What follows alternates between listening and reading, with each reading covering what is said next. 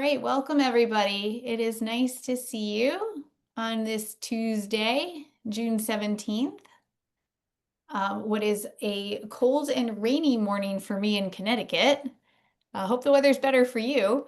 I'm Rachel Scheinerman, and I get the pleasure of hosting a lot of these classes for My Jewish Learning on various Talmud-related topics. Many of them are a supplement to our Daf Yomi series, our daily email. If you're coming to us that way, welcome, and we're probably pretty familiar with each other. And if you're new today, then a special warm welcome to you. This class is going to be on the Hadran, the formula that we recite every time we finish a tractate of Talmud. And we timed it today because we are on the cusp of finishing yet another tractate of Talmud, Tractate Shvuot. So at the end of the session, I'll also invite you for the Siyum, the celebration of that tractate that we will hold in just 2 days' time, 3 days' time. I think it's on Friday. But in the meantime, I'm going to go ahead and turn the class over to our teacher, Rabbi Elliot Goldberg. All right. Hi, everybody. Welcome. It's great to see you. Rachel, like you, I'm sitting in like a chilly and rainy place. So I also hope some of you have sunshine. If you're following along the Daf Yomi cycle, you know that sometimes we go months and months and months and months without finishing a tractate. And so sometimes the Hadran, the ritual saying of the Hadran happens sporadically. We happen to be in the midst of a series of relatively shorter tractates, so the Hadran shows up a lot more. And it's at the times where it feels like every month we're gathering together to say the Hadran that the question comes up, well, what is this thing? You might ask this question after a long Masechet, also a long tractate also. But certainly when the Hadran is said a lot, it gives you more of a chance to notice all the pieces of the liturgy. Our purpose for today is to look at the various paragraphs of this piece of liturgy, talk a little bit about their origins, become a little more familiar with where all the pieces come from, and a little bit more familiar about how they came together in the form that they're in. I would say there are parts that we are sure of the source and the origin, where it's clear and easy to tell, and there are some parts where we rely on our academic colleagues to tip us off about where this curious piece of liturgy came from, and we'll have a mix of all of that today. So welcome, and let's jump in. So first, a little bit of background. As Rachel said, we're right on the heels of finishing Masechet Shvuot, and we will be celebrating with a Siyum. Siyum is a Hebrew word that means completion. It's a Siyum event is a festive moment. It's usually traditionally surrounded by a meal. When My Jewish Learning, when we gather together for Siyum, because we're on Zoom, we haven't figured out how to share the food through we don't have the digital technology yet to beam you the food. So we don't do the meal part where we gather together, but often the Siyum has both the ceremony and then a festive meal to celebrate the finishing of the portion of study, the same way you would have a festive meal at a wedding or a baby naming or circumcision or lots of other things that we have festive meals for. We have that for marking the end of a period of study. And what makes a siyum is that it marks the study of a significant corpus of material. Traditionally, what that meant was finishing a tractate of the Babylonian Talmud, but sometimes people would do a siyum over a whole seder, an order of Mishnah. And in this day and age, it's a siyum often accompanies the completion of a degree program in Judaic studies. Right, when I spent 10 years at the Chicagoland Jewish High School, now the Rochelle Zell Jewish High School in Chicago, and part of our graduation ceremony, it was two-pronged. There was a formal sort of graduation that looked like graduations in high schools all over, and we also had a Siyum ceremony to mark the end of the completion of the curriculum of Jewish learning that our students had, and all their learning they had at the school. So there's been lots of settings that people might gather together for Siyum for. But the root of that is in the finishing of a tractate of the Babylonian Talmud. At the Siyum, what usually happens is someone describes the learning, talks about favorite passages, important moments, some reflections on what the learning was like. And the tradition is to actually finish whatever you're finishing at that moment. Some like to look at it for the first time at the Siyum. Some who like to prepare a little more will like study ahead to prepare what they're going to teach. But the last thing after whatever sharings happen at the Siyum, there's a moment where you actually study the last words of the tractate of Talmud or the last words of whatever you're celebrating.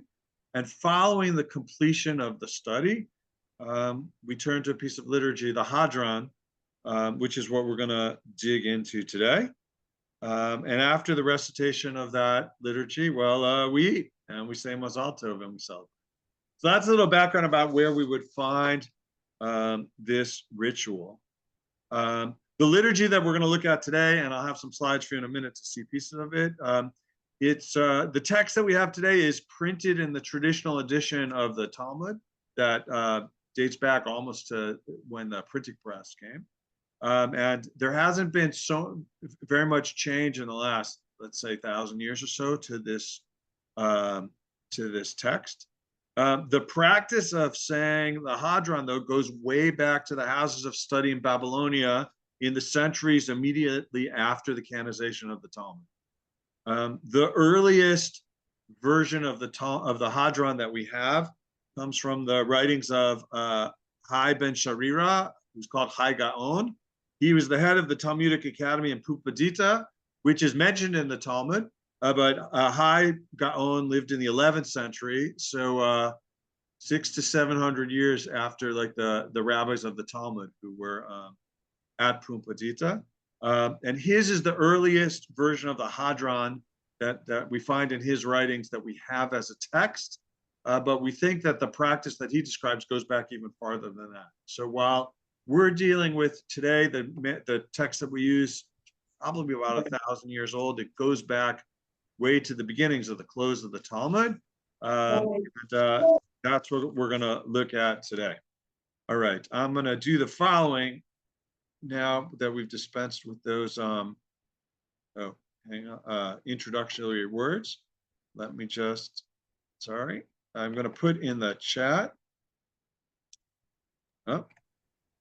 Oh, sorry, I copied, my link that I copied is not there.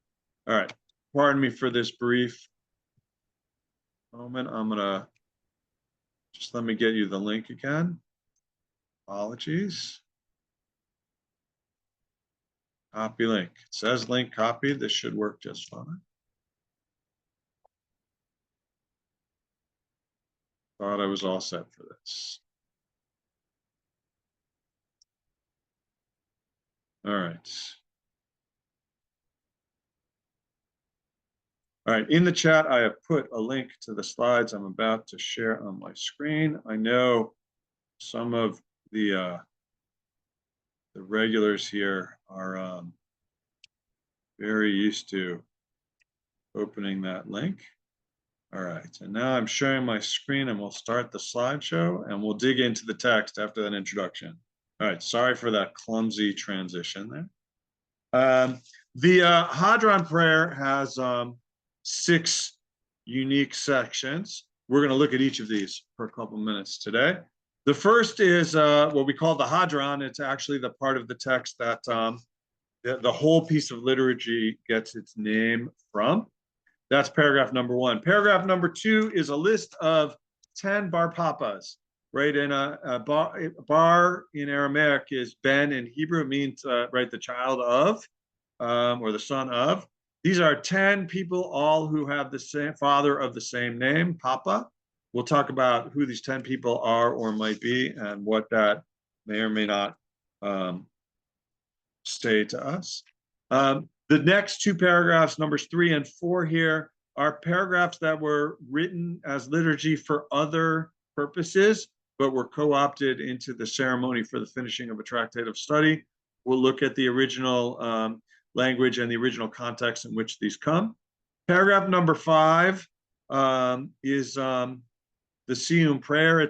That's a unique piece written for the Siyum itself. And the last thing we do as part of the Hadran ceremony is we say Kaddish Rabbanan, a version of the Kaddish, which is said at a Siyum. It happens, this version is said at a Siyum and at a funeral. We'll talk a little bit about why that's a unique piece for that. But that's paragraph number 6. These are the 6 things we're going to look at today. And by the end of the day, you should know a little bit more about each of these things. All right, section 1, the Hadran.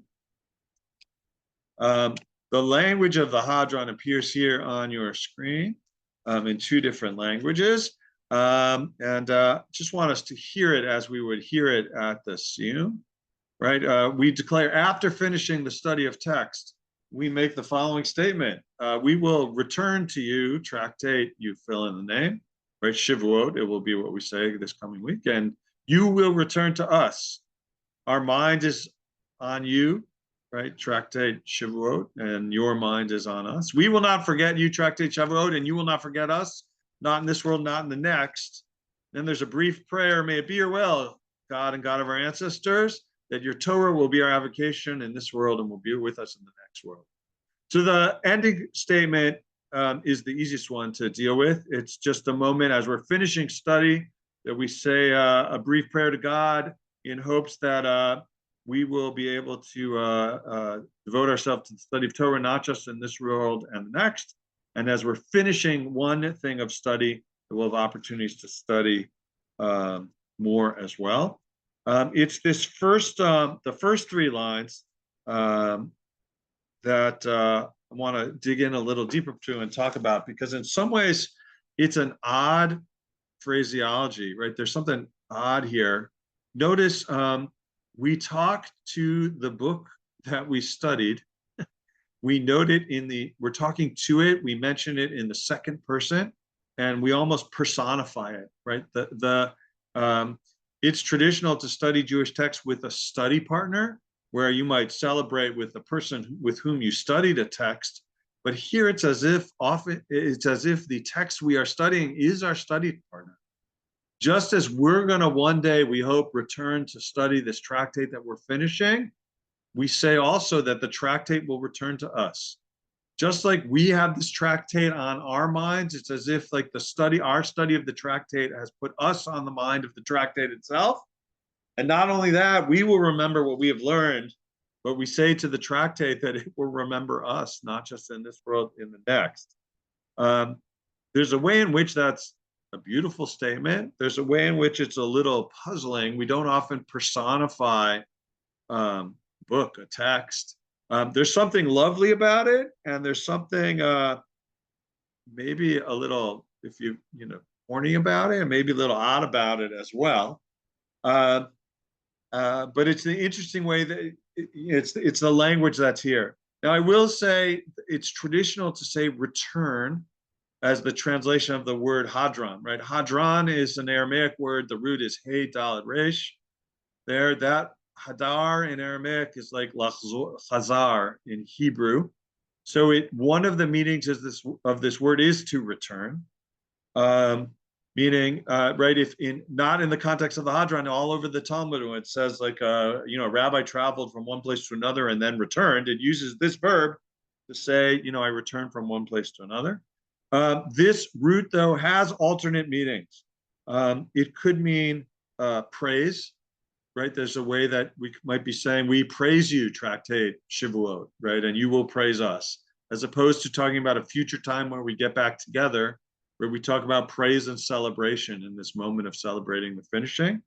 The word hadar also connected to the Hebrew, like hidur. You might be familiar with the phrase hidur mitzvah. It's the notion that you should beautify ritual acts that you do, right? Beautify mitzvot. It's why that when you have, it's nice to have, instead of just metal spikes to put your Hanukkah candles on, we buy beautiful Chanukiot, beautiful menorahs to light on the holiday of Hanukkah. It's an act of hidur mitzvah. It's beautifying the mitzvah, right, by having nice things to do it with. So it's possible here this is about, the beautification of our study. Those are all possible understandings of what Hadran could mean in this context. Many times, the English translations in many different places where I've seen this translated, we use this term return, meaning one day in the future we'll come back to study this text that we've studied before, but it's possible it's nuanced by the other definitions as well.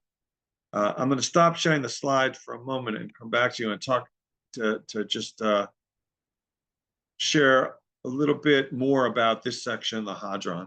And this for me was, as I dug into what the Hadran was and where it came from, this was the newest thing that I learned and the thing that I'm most excited with.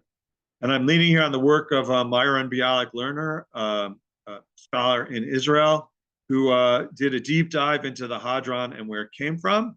And much of what I've learned about the origins of this opening line come from what I've learned from him in the articles that he wrote. There's evidence in the Gaonic literature that originally the Hadran was said not at the end of the tractate, but at the end of the study of a chapter. So that while now we wait, right, this liturgy was attached to a whole big section of the Talmud, there's evidence that it was connected to each and every chapter. And there are a few places in the printed version of the Talmud itself where at the end of a chapter, a short version of the Hadran liturgy appears to say, we'll come back to you this chapter, as opposed to this tractate. And what Lerner uncovered was, it's feasible that the roots of this were not in the end of study, but in the beginning of study. And that the original people who said this to each other was not, right, the celebrant marking the end of study, talking to the work that they studied, but the teacher talking to the student. And the hint from Hai Gaon, who I mentioned before in his writings in the 11th century, makes it seem as though the ritual of teaching and learning Talmud was rooted in the oral recitation of the Talmud itself. We know, right, the Mishnah and the Talmud, the Gemara, the Talmud as a whole, and the origins were oral documents. And that what it once meant to learn Talmud in the Gaonic academies and the post-Talmudic Babylonian academies was learning Talmud meant memorizing the text.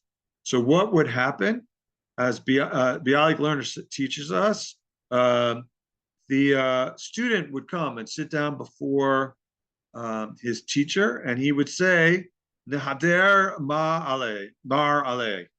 He would say this phrase that means review this text with me, review this chapter with me, and then the teacher would recite the chapter of Talmud. The student would repeat what the teacher had said, right? There was an oral tradition. The teacher recites it out loud. The student recites it back. And upon finishing their recitation, and when they get it correct, possibly, or maybe even when there were mistakes along the way, the student would say, Hadrana alav. We have reviewed it. We have reviewed this text. This connects to a definition, one of the definitions for the word hadran, like lachzor, to return.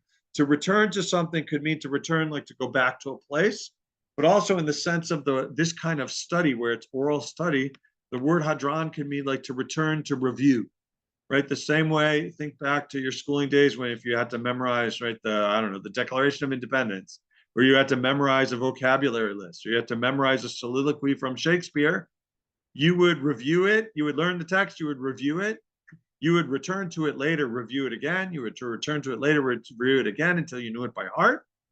There's a notion, that sort of notion about how the Talmud would study, and it's a thought that perhaps this phrase that we say today now as we're when we finish the study, when we finish our study of a text and we say we're going to return to you, our text, our tractate, and you're going to return to us, it's a new context for an old phrase.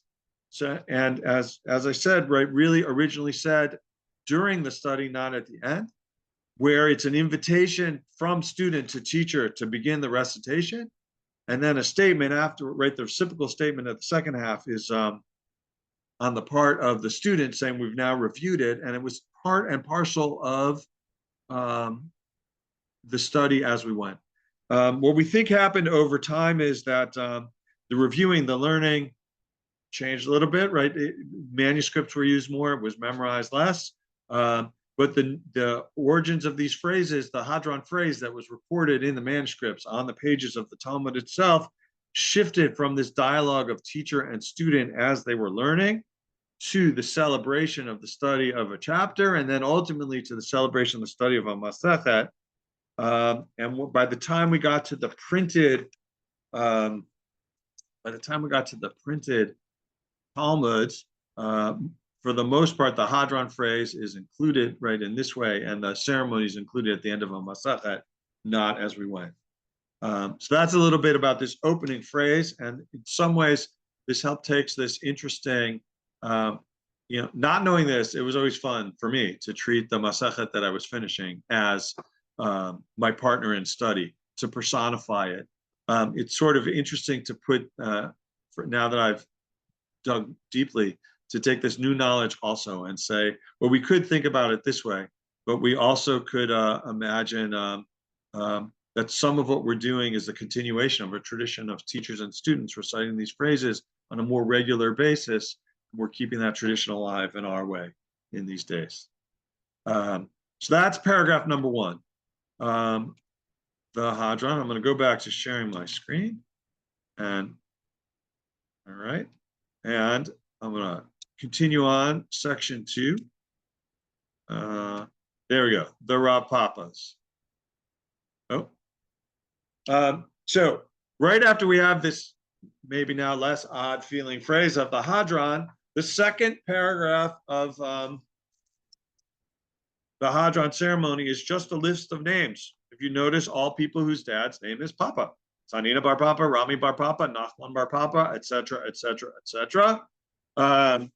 When I was in rabbinical school, we all challenged each other to pick our favorite Bar Papa from the list of Bar Papas. So I chose Rafram Bar Papa. He's my favorite. You could choose your favorite if you wish as well. There's a tradition that emerged. If you Google the Bar Papas, you'll find many things that say these are 10 brothers, all son of Papa, who were known for their study of Torah. And that is a possibility. We don't really know exactly this list totally. There is a Rav Papa who, and several rabbis in the Talmud named Papa. One is just Rav Papa without, having his father's name, and there are a few other Rav Papas with, I guess, last names, right, attached to the name of their father in the Talmud. There are some traditions that, the Rav Papa, the one who's referred to just as Rav Papa, is the father of all these folks. And his 10 sons were especially scholarly, and that's why they're mentioned at a siyum. But as you dig deeper into it, well, that's a possibility.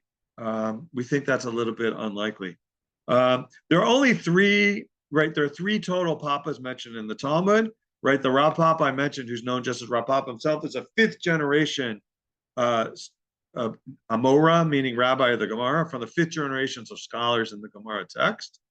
The second Rav Papa lived 3 generations earlier, Rav Papa Saba, known as grandfather Papa, because he dates from an early generation, and that differentiates him from the younger colleague. And the third Rav Papa is Rav Papa Bar Shmuel, who's a 3rd or 4th generation Amora. So we have 3 different Rav Papas from 3 different times that could be potentially a relative of all of these.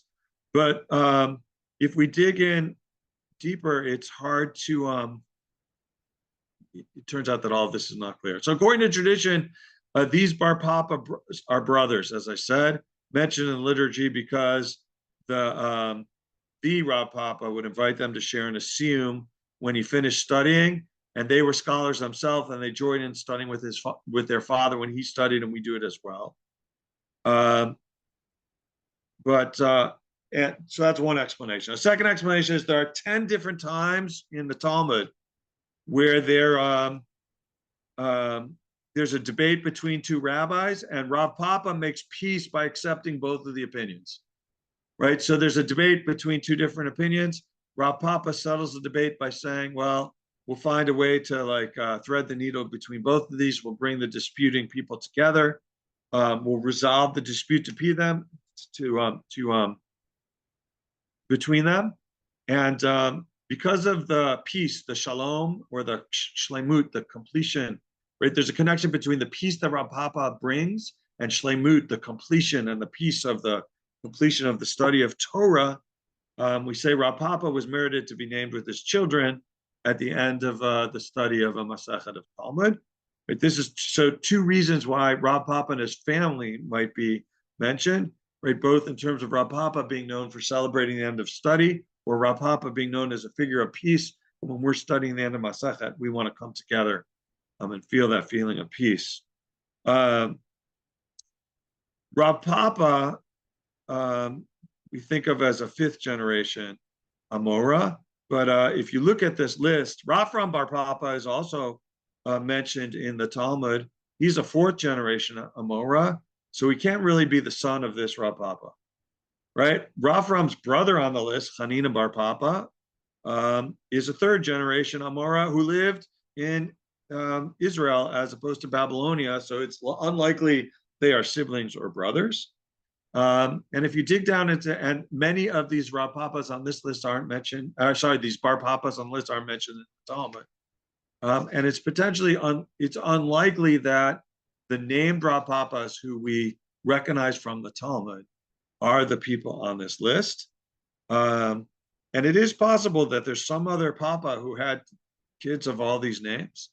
But really, the gathering together of these names is ultimately a big mystery for us. The Jewish mystics believed that reciting the names of these Bar Papas in particular was good for one's memory, and reciting them at the Siyum helped one retain what one had learned. So the mystical tradition about this is to say, like, if you want to keep your memory sharp and you need some sort of mnemonic or some sort of phrase or some sort of mantra to learn to practice the memory to keep your memory sharp, the best way to do that is to recite a list of Bar Papas, having nothing to do with the tradition of Rav Papa and his family or his 10 sons. The mystic tradition just says, the mystical tradition says, it's good to have something to recite to keep your memory sharp. And the way to do that is to recite the names of these 10 Bar Papa kids. And since we at the Siyum want to remember what we have studied, right? That was one of the things. We'll not forget you, tractate Shavuot, and you will not forget us. We want to keep our memory sharp, and if reciting the names of the Bar Papas is a strengthening memory tool, we should also recite it at the Siyum to sharpen our memory, so that at the Siyum it will help solidify what we learn. So that's a mystical explanation from the mystical tradition. The Jewish mystics brought us that about why we recite this at the Siyum. There's more mystery about this paragraph than there is about the rest of the paragraphs. I've given you a scattering of explanations about why these 10 Bar Papas are here and what they might be. You can continue to look at it as a mystery, or latch on to whichever of those explanations feels like it resonates the most with you. This is one of those things I'm not sure we'll ever get to the bottom of, unless we discover some writings of the Geonim or some Geniza fragment that has more explanation of what this is that's unbeknownst to us today. All right, section 3. Section 3 and 4 together, if you remember, as I said at the beginning, are both pieces of liturgy that were co-opted into the Hadran ceremony that were written for something else. So paragraph 3 comes from a discussion in Masechet Brachot from the beginning of the Talmud, page 11, where the Talmud is asking, what is the blessing that you say when you're about to recite Torah study? And we have 3 options that the Talmud brings of what you study before, right? You see on the left and right, the 2 that might ring familiar to you, right? The first, if you look on the left, you see a blessing, right? We say we're commanded to engage in matters of Torah, lasok b'divrei Torah. On the right, you see one that says, right, we say, Baruch atah Adonai notein haTorah, God gives us Torah. Both, and in the middle is Rabbi Yochanan, which is the paragraph that we say during the Hadran. In the morning liturgy in the Siddur, a traditional, if you daven from the traditional liturgy and the Siddur every day, you would say these 3 brachot together, all of them, on every given day in the morning, or if you haven't, if you study before you pray, you might say that it's, before you study. But we've taken this liturgy, the middle paragraph, from a blessing that in its original context is before prayer, and moved it to the Siyum ceremony as something we say after prayer. And if you note, Rabbi Yochanan in the paragraph that's important says, right, we want the words, we ask God to make the words of Torah sweet in our mouths and the mouths of our people. We want our descendants and their descendants to be able to study and continue to do so. These are words that resonate both the intention you might have as you sit down to study and the intention you want to have as you wrap up your study. And the Rabbi Yochanan's paragraph is imported from the Talmud and from the blessings we say before study and entered into the Hadran, which we say at the end of study, not on a regular basis, but at the Siyum to celebrate. So that's paragraph 3. Paragraph 4 also comes from Masechet Brachot, here 28b, so about a month into Daf Yomi. If you were with us since the beginning, you remember back to these early days. The Mishnah reports that Rabbi Nechunya ben Hakana would say a prayer when he went into the study hall and one when he left. When he went into the study hall, he prayed that he didn't make any mistakes in teaching or ruling on law because he didn't want to lead anybody astray. But it's the blessing he said upon leaving that we say as part of the Hadran ceremony. And here it's parallel, right? The paragraph 3 we took from a blessing from before study and are using it after. But this is the blessing that Rabbi Nechunya would say as he left the house of study. And we say it too as we leave a Masechet, right? He would give thanks before God for the fact that his place is amongst those who sit in the study hall. And he's not one of the person who sits idly on street corners. But he's saying, I am blessed that I have the opportunity to study as opposed to those that don't. I rise early. Both I and those people who don't study rise early, but I rise early for important matters, and they rise early for frivolous matters. Right? We both work, but I work for a reward, and they don't work for a reward. I run and they run. I run to the world to come, and they run to the pit of destruction. In our day and age, we are sensitive to the fact that those who might sit idly on the street corners are there because of unfortunate circumstances and might not. Right? There's a way in which the model that Nechunya is saying, like, I feel lucky that I get to study Torah every day, and it's part of the blessings that I have, and I have gratitude for it. We think positively about. We might not, in our day, bash this other group that he's bashing here in the way that he did. But this, if we read it more generally and more globally, or not or without the, I guess I'm sensitive to the fact that I know that, from my time, especially living in New York, there are lots of people sitting on street corners that it's not their, they're not there because they're there from lack of fortune, not from their own idleness. But if we can set that aside a little bit, what the blessing here is about, in part, is the gratitude for being able to study and knowing that there are lots of people, whether they're idle or working hard, don't commit the time to study and then don't get the reward of studying Torah. And we echo Rabbi Nechunya, upon leaving the study of a Masechet, we spend a moment talking about the gratitude that we have for being able to have been part of the study of a Masechet, or even part of just the Siyum that celebrates it, and that we have this joy in our lives, and we think about the gratitude for that. That's section 3 and 4 and the sources of them. 2 pieces of liturgy from other contexts brought into the Hadran itself. Then we get to section 5, a unique passage specifically about the ending of a Masechet itself. We're not sure when this came into the liturgy. It dates further back. It does appear in printed versions of the Talmud, and now we can find it definitely online. We ask God, right? Here's a piece where we're thinking about this first paragraph, thinking about prayer to God, just as you, God, have helped us finish this tractate, and you help us to start and finish other tractates and books and complete them. to learn, teach them, and live by them. Right? It's a sense of the continuity in this moment. As we celebrate the end of one thing, we hope we have opportunities to do more. Right? If you're on the Daf Yomi path, right, you know, the day after the Siyum, we open up another book and start again. Right? Daf Yomi is actually a ritual way to actually live this paragraph. Right? We, as soon as we finish one book, we go on to the next. It's a message that I know in many a synagogue is given by a member of the clergy or a member of the congregation to those who are celebrating their bar bat mitzvah. Right? We hope that as you celebrate this milestone in your life, you close this chapter, you start the next chapter of Jewish study after. Right? It's a wish we have for people who are part of the Jewish community that we have lots of opportunities to study. We mentioned it at the Siyum. Second paragraph, we invoke the memory of the Tanaim and the Amoraim, the rabbis of the Talmud, and all Torah scholars.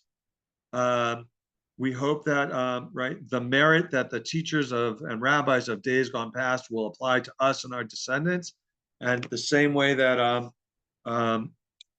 that they and their teachings live on. We hope that the words of Torah will be part of, you know, our own. They will not depart from our own mouths and the mouths of our descendants. Right? That there's a continuity of our Torah, of our learning Torah and our teaching Torah over time and across generation. And we end this paragraph with the verses you see on the screen from Proverbs and one from Psalms, each speaking to ways in which we keep Torah with us for a long, long, long, long time.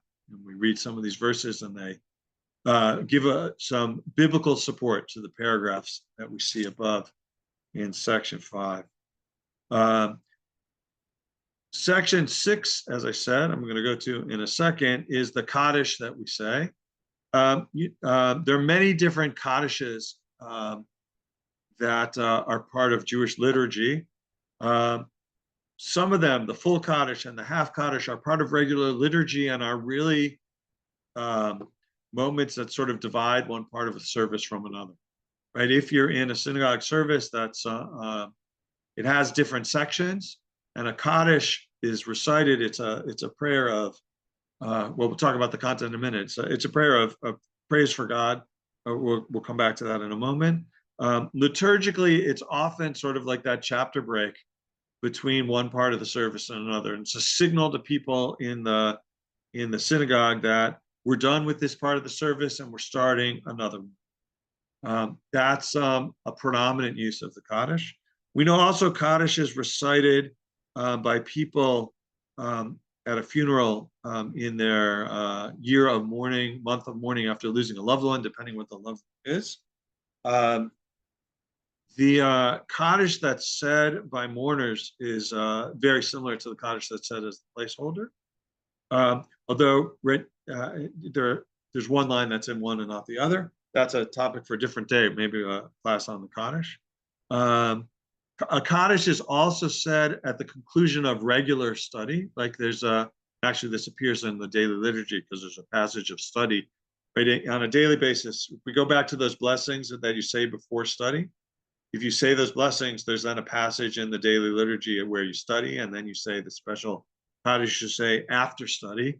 There's a special unique study Kaddish that's said after a Siyum that's a little more. It's also, though, the one that's said at the funeral. And it's an interesting connection.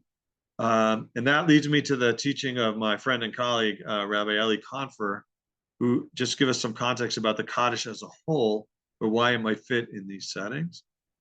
He says the following: the Kaddish is not a praise, it's a request. Or we often, I think before, I might have just said, right, Kaddish is thought of as a prayer of praise. What Elliot says, well, you could look at it this way: we're praising God, but he's actually saying as a prayer, this is a request. The worshiper is asking for God to be magnified and sanctified in the world. Because at particular moments when we say the Kaddish, God isn't magnified or sanctified. Right? When we say Kaddish, especially for someone who's passed, right, at a funeral in the years of mourning, it's not a moment where we're praising God, because right, sometimes a traditional explanation is to say we praise God even at our moments where we're the saddest. What Confer does is flip this, and I think there's some wisdom in what he says here to say is, it's not that we're praising God even at the moment of sadness, but in our moment of sadness, when we've lost someone we love, we feel God's absence, we feel God's being diminished, and that's a moment where we have to stand up, and as we're looking for strength and sanctification, we're looking for that for God as well. So just as we need to lift ourselves up in these sad moments when we say the Kaddish, we ask that God be raised up as well, right? The prayer's acting out to recognize that we live in the world where we can take, take a diminished God and increase God's presence. We do that not only at times when we're mourning. One of the ways that we increase God's presence in the world is by studying God's word, by studying, and the traditions that follow, right? If God is as part of the study, if God is part of the sacredness of our texts, if God is an inspiration for these texts that we're studying, it's not just at these moments of sadness when we feel diminished and God is diminished because one of God's creatures has died and been taken from the world. It's also at moments where we finish a sacred act of study that we also increases God's presence in the world, and also a moment to step into this prayer to magnify and sanctify God, and hope that God will continue to be magnified and sanctified by study in the future. And that's why I just want to highlight the paragraph of the Kaddish that stands out for study in particular. Right, we ask God to the Kaddish that we say at the Siyum, we ask God to grant a lasting peace to our people, its leaders, teachers, disciples, and everyone who studies, right, wherever they are. We want there to be grace, kindness, compassion, love for them, for all of us, fullness of life, sustenance, and to be saved from danger and distress, whatever that might look like. And we hope that this protection, right, this is broad in terms of, that it applies to everybody everywhere. The emphasis on leaders, teachers, disciples, those who study, call out in particular, while we hope for these things for everybody, we hope that the people have been able to dedicate or have opportunities to study, both have been part of bringing these blessings into the world and help in magnifying God so that God can bring these things into the world. And that's one of the last notes that we have at the Siyum. And after we say the Kaddish, we wish each other a Mazel Tov and then head off to the festive meal. And if you're studying Daf Yoni, you get the afternoon off. Then we turn the page and start again and look towards the next Masach. All right. So that's a whirlwind tour of the Hadran. Thank you for your patient review and listening. That was I'm feeling the parchness of talking for that long. Let me pause and see what questions you might have, what comments you might have, what thoughts, ideas, reflections you have about your own experience of the Siyum of the Kaddish as well. Let me open it up. You can, if you hit your raise your digital hand, we'll be able to find you and let you ask the question. Feel free to put it in the text as well. I don't know, Rachel, if you saw some question that's worth addressing that has already been plopped into the text. So we have one question about the different, it's a linguistic question about the word Hadran or Hadar is returned versus Chazara, which is the more familiar Hebrew term for return. Can you speak to that for just a minute while folks are gathering thoughts? Yes, sure. So Hebrew and Aramaic are related languages, right? And in particular, the Babylonian Aramaic that's in the Babylonian Talmud are closely related. Palestinian Aramaic that's in the Palestinian Talmud, the Jerusalem Talmud, is also related. It's a different dialect of Aramaic. There are all these languages have roots that are three-letter roots, right? And Hadar, Hey, Daled, Resh, two of the letters there, the Hey and the Daled, often when you convert from Aramaic to Hebrew, there are parallels in how roots replace themselves. So a Hey in an Aramaic root often shows up in Hebrew as a Chet, and a Daled in an Aramaic root often shows up in Hebrew as a Zayin. right? So the Hadar in Aramaic as a root is like Chazar as a root in Hebrew. And there are other root, right? This is a pattern. I wish I'm not a grammarian, although I've over the years got better and better and better in it. So right now, a whole list of other examples of that aren't there, but it's a rule. It's a rule I had to, it's stuck in my memory from my teachers of grammar, right? So if you see a hey in an Aramaic root, the Hebrew parallel root might have a chet in it. So Hadar in Aramaic and Chazar in Hebrew are linguistically related, even though the letters are different. But it's almost that like that the I'm trying to think. In Arabic, like B's and P's flip. Like in the Arabic language, like in Arabic, there's not a differentiation between the p sound and the p sound. I hope my consonants there came through the Zoom. So like, you'll hear I don't know, in the olden days of traveling as a kid into Sinai to go hiking, like at the border, when, the difference between Egyptian, right? I forget what currency we're talking about, but to say pound or bound would be the same, right? Egyptians talking English about a pound might say bound. And like you have to get used to, right? Because Neil said that, right? There's no P sound in Arabic. So maybe that's not exactly a parallel piece, but when you go from one language to the other because of the consonants and how they work, anyways, I think you get the point. And Neil helped with that. Right? If I remember right, Neil's in an Arab-speaking country right now, right? Right? Still, I think Saudi Arabia, if I remember from your sign-ins. Anyways, that's that piece. So the roots are related, and so like the returning, the reviewing, right? Those sorts of pieces can echo each other depending on the context. And as I said at the beginning, because of the oddness of like our talking to the book, like what does it mean? We return to you this masachet, and you'll return to us. Like that's I think a regular but not totally useful English translation. I love the fact that there are lots of meanings of these roots, and like I love the additive effect that it has all of them together at the siyum, and wish we had an English word that echoed all the things that the Hebrew and the Aramaic. Anyways, Yes. Yes. So in short, it's the same word, just different languages. oh yeah, sorry, yes, thank Yes. you. I could have said that. No, that's okay.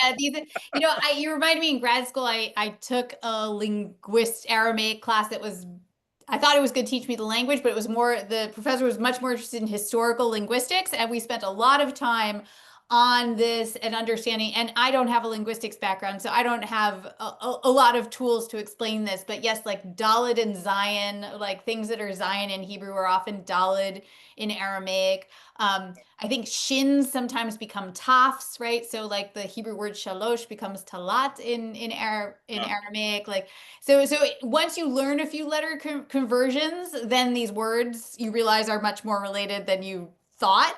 But yeah, it's a good question. It's a Yeah. good question. All right, we have a few hands. So I was just going to say, as we go to the hand, like that's a great example. If you want to like appreciate the magnificence of Rachel as an editor, did you hear all that? It took me, I don't know how many minutes to say, and then she said it tighter and smarter. If you're reading the daily emails, I have to say, Rachel beautifies my original submissions to what you see. And you just saw how that happened, because right to the point, far more beautiful than I said at first. Rachel, kudos to you. Giving you the shout out because you deserve it. All right, sorry. To the hands. okay, let's hear from Deborah. Hi, thank you so much. It's sweet to see the love. I think what I heard you say is many, if not all the components, certainly all the blessings and the practice. I think I'm seeing a pattern that they all originated as things that one said before study, and they all have moved the way we do it now to after study. And I'm wondering if there's thought about why, and is there an explanation other than moving from being an oral tradition to a written one? Yeah, that's a great piece. The paragraph from Rabbi Nechunya, right? The original text showed the blessing he said before and after studying, and it's the after one that came into the Hadran. I think generally Jews like blessings, right? Judaism rabbis like blessings as part of our practice. many things, the rabbinic principle is like before you do a sacred act, a ritual act, you say the blessing before. But some things we also say a blessing afterwards, eating in particular, right? There's a blessing before, a blessing after, and that has to do with the biblical verse that says, right, you should eat and be satisfied and then bless. So, right, that comes from there. You know, it's there are rituals, there are celebrations that take place after, right? Commemorating something that you're completing is a thing to do. I do think, right, many of the parts of the Hadran move from before to after. Some of it, I think, you know, the Hadran itself looks like there was something that was a tradition that happened between teachers and students regularly as part of their ritual as studying, meaning, you know, teacher, let's review. And then we reviewed. And afterwards we said, we did it. Yay. I'm oversimplifying the Hadran, but it sort of feels like that.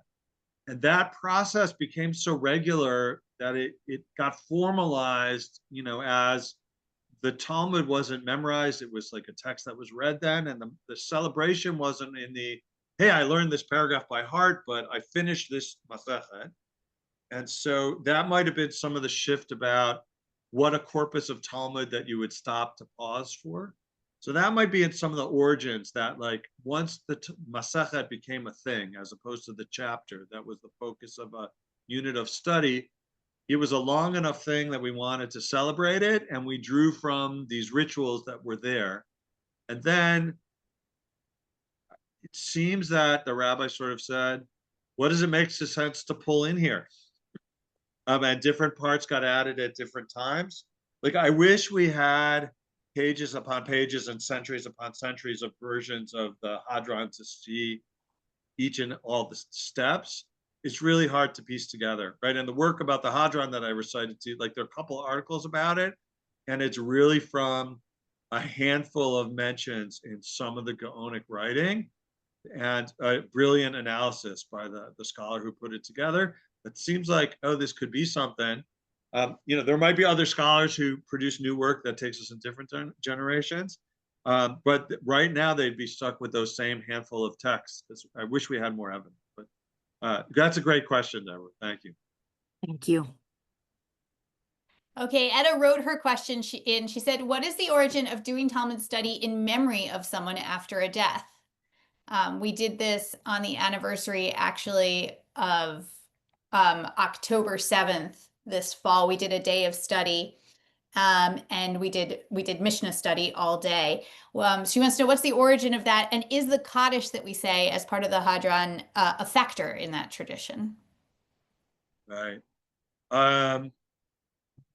People, well, I would say this, it's traditional to sometimes take on study on behalf of someone who has died. There's some notion that, like, the Torah study in their honor somehow eases their transition to the next world or to whatever. You know, that's a whole different question about where we, you know, what the different things Judaism thinks about where we might head next. You know, it's a way to honor someone's memory. It's a way to take that on. I don't have a lot of information about how and where that comes from in the different forms. I'd have to do some digging to answer that question. You know, sometimes it's traditional, though. Sometimes it's traditional to study Mishnayot in the initials of their names. So you're sort of personifying the person by picking texts that connect to them by actually the letters of their names. Like each initial of their name, you find a Mishnah with that as its first letter. I've seen sometimes in a community when it's a scholar or someone who's beloved or someone, you know, that people say, let's study the whole Mishnah, right? I've signed up to study a chapter or a Masechet, a Mishnah on behalf of a friend or colleague who's passed. I don't know. Oftentimes, because of the size of that, I mean, in this day and age, we divide that up. There's some great websites where you could set that up and have people volunteer. I haven't been part of a coming back together of everyone who studied to then have a siyum over that learning, but my guess is that you could. And then potentially for the mourners, the Kaddish at the siyum might have a dual purpose, that is both the Kaddish for the siyum and the Kaddish that's also for the person who's passed. Etta, I love that question. I'd have to do more digging to give you a better answer than that. But thank you for asking that. Appreciate it. All right, Prince, we're going to give you the last question, and then I am going to announce the next couple of events to look forward to, and we will wrap up the hour. Thank you. Thank you very much. Great, great share. I really enjoyed it. Question for you. You mentioned something a minute ago. When did the shift happen from saying Hadran, I think if I understood you correctly, at the end of each chapter, which now we're doing it, of course, at the end of each Masechet. So when did that shift happen? It seems like it makes a lot more sense to do it at the end of each chapter because you have the information fresh in your mind as opposed to remembering a whole Masechet. So when did that shift? It seems that it sometimes has happened like in the Gaonic period, which is broad, like the post, right? The earliest discussion of this, as I said, was like 11th century, that there's a hint, a little bit of both. We think like it's harder to date, right? It's hard to date, right? I could date it sort of in centuries, but somewhere between the 11th and 13th, 14th century, it feels like that shift happened. So that between the early references in the Gaonic literature where hint at that there was a way in which this ritual had to do with chapters, by the time the printing press was invented, it seemed that the ritual fit more with the whole tractate.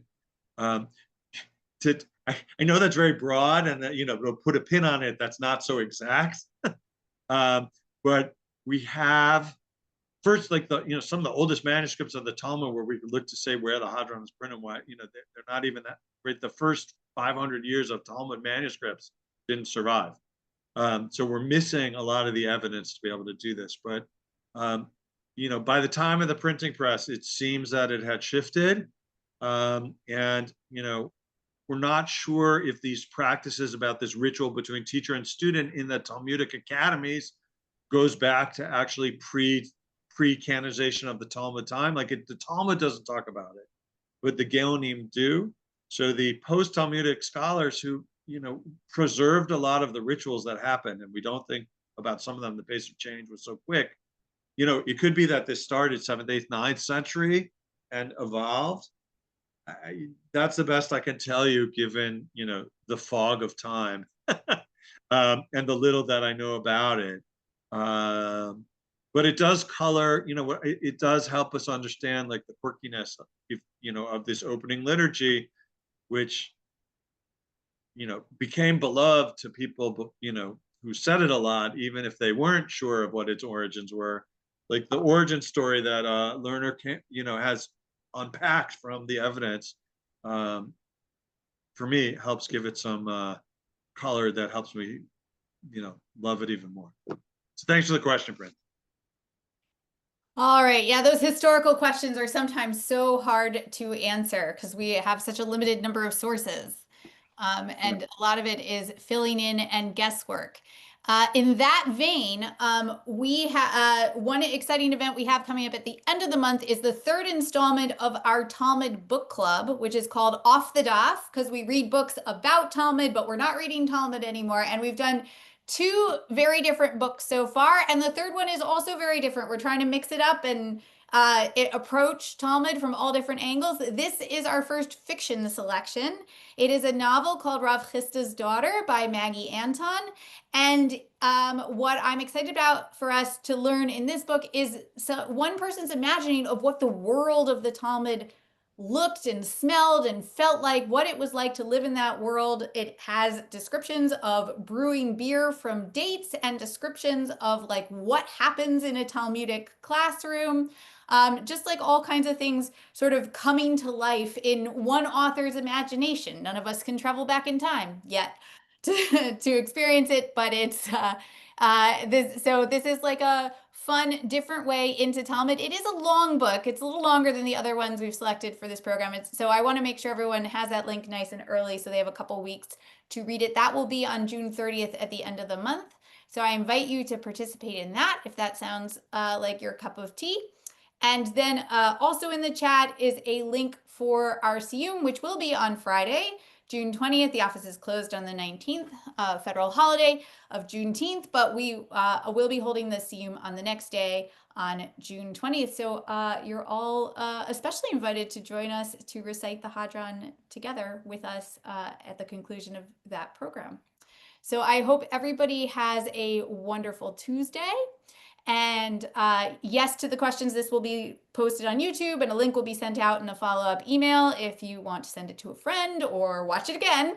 And in the meantime, we will see you in your inbox tomorrow morning. For those of you who normally come to our Thursday morning review session, we are skipping that this week because, again, the office is closed and we had this event and we have the CUM the next day. So I'll not see you on Thursday, but I hopefully will see you in this format on Friday. Okay, thank you, Rabbi Goldberg, for an interesting and meaningful class, and timely as well. And we will talk to y'all soon.